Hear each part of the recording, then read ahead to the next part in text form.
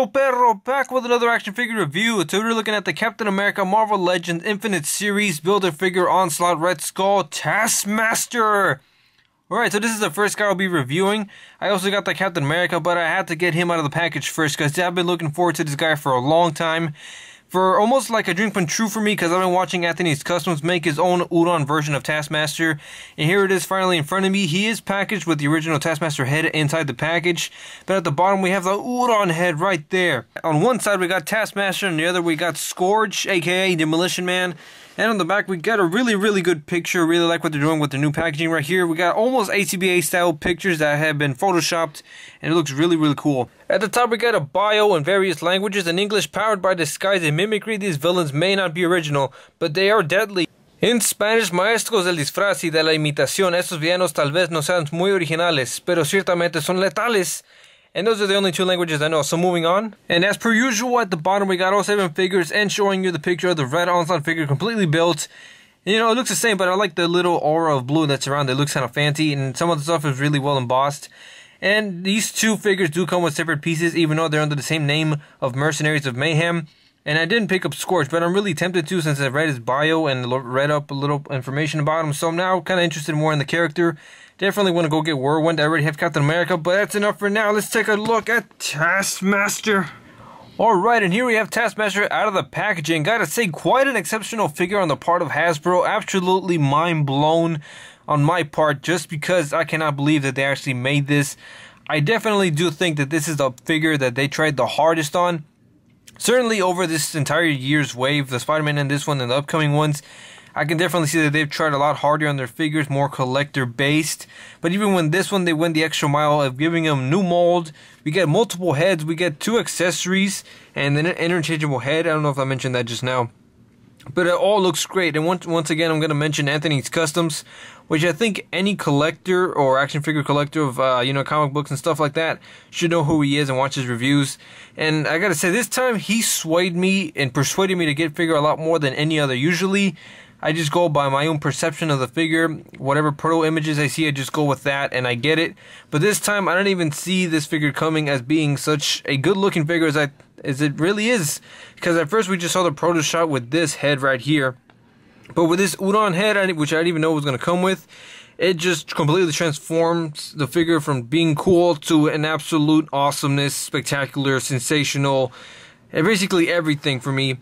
Not to say there's not a couple of issues. The paint is relatively good, really clean on it. It's considering that the molded parts, are molded in that color plastic. But some of the areas are on the chest and on the side of the white are a little bit messy. But besides that, all the helmet parts and everything are super clean. As you can see, taking a closer aspect look at my favorite part of this figure, it is absolutely great. You can see the yellow eyes inside have been recessed to the inside of the face to look like there's actually somebody behind the mask. And then it's kind of like this black shadow outline around it. And then above that we got the layer of the mask itself. Really well done. Nice etched lines, and there is actual paintwork in there. At first I thought it was just like indented in there. Then the shadows kind of created that look of there being a line through there. But now that I look at it through the camera, I'm almost pretty sure that there's lines painted in there. And if they are, it is very clean, because I haven't seen any other reviews in which that is messed up. And then we got the hood on top of that, molded in this plastic, looking really nice. I've had to give you one small problem, is that you can see the holes in the back of the hood, which is just, very minor if you want to be really that picky, which I'm not, because I really don't care, because it allows for articulation, but it still looks really good. We just get a black towards the end of it, and the hood is sculpted really well with wrinkles going throughout it.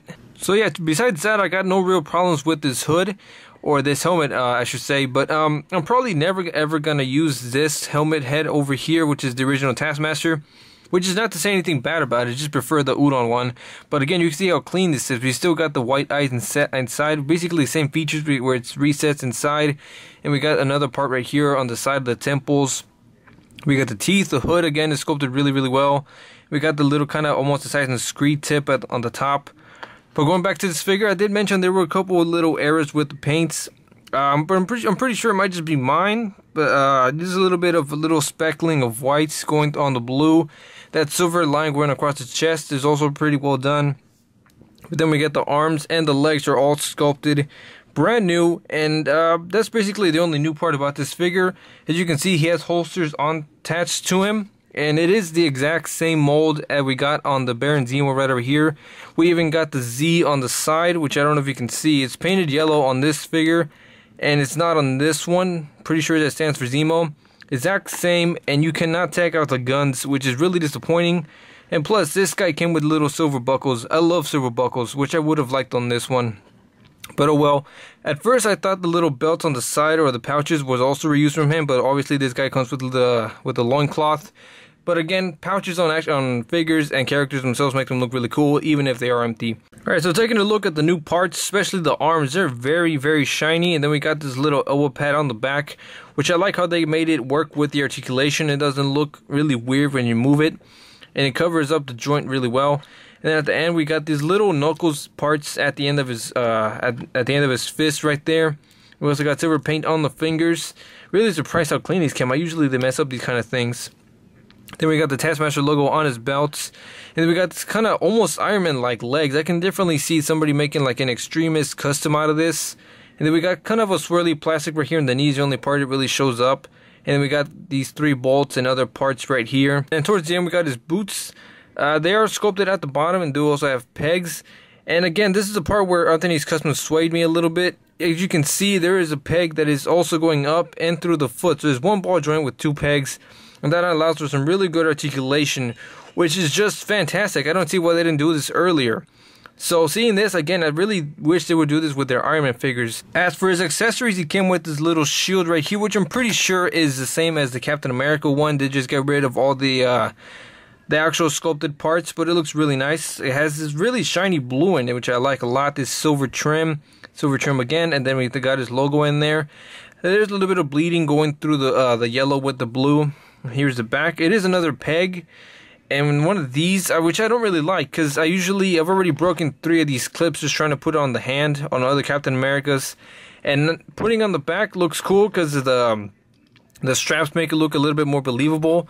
But because I don't know, on this particular one, it is kind of loose, like it just flops around, so it doesn't exactly look attached as much as it just kind of goes back on itself, so it doesn't look as good to me as it should.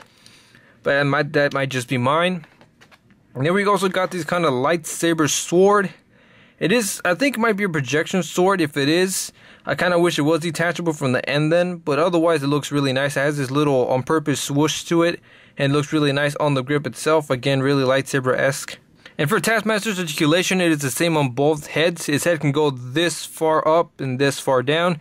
He does have shoulders that allow him to go relatively up, straight, and then they can go forward. Bicep swivel, he does have double jointed elbows. He does have a wrist hinge. He does have an ab crunch that goes pretty far forward and pretty far back. A waist swivel. His legs can go forward enough if it'll push the pouches up, and they can go out pretty well, which I'm happy if they did fix the little hinges on the legs, since they previously only went out about this far instead of this far, because it does make a huge difference.